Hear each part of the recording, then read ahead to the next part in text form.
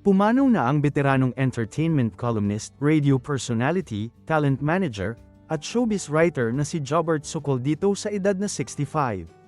Kinumpirma ang malungkot na balita ng kanyang malapit na kaibigan at co-host sa OOTD Jobert and Chaps, na si Chaps Manansola, na nagbahagi ng emosyonal na mensahe sa Facebook. "Hindi ko alam what I'm feeling now. Calls and messages are overflowing, sorry kino-compose ko pa sarili ko.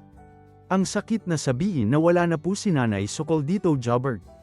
We will update you, right now I have to wait for the hospital's advice."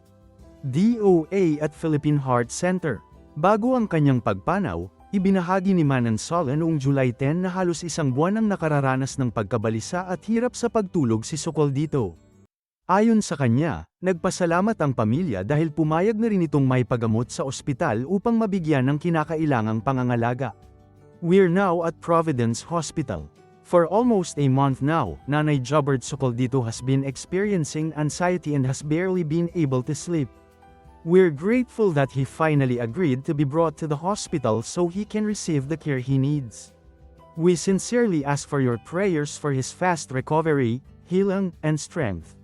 Makalipas lamang ang 2 araw, noong July 12, ibinahagi ni Manansola na nakauwi na si Socoldito mula sa ospital at muli silang nagkasama para sa kanilang YouTube livestream sa OOTD Jobert and Chaps. Gayunman, ilang araw lamang matapos ang kanilang huling livestream, ibinahagi ni Manansola ang malungkot na balita ng pagpanaw ng veteranong entertainment columnist.